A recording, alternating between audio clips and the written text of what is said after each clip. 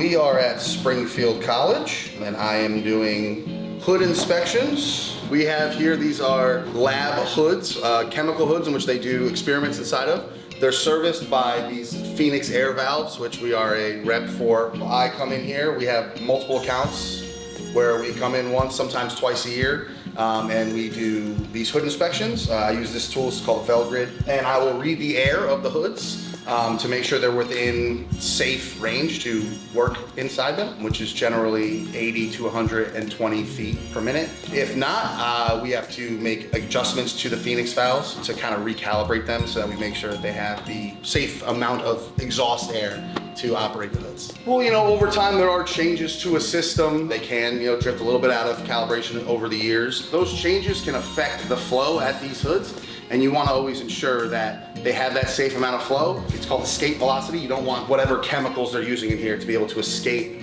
out of the face of the hood and, be inhaled by the lab user. By us coming in here once a year, we can ensure that if there have been any changes to the system, any additions, any issues with the system, we can recalibrate and ensure that these are safe for the lab users.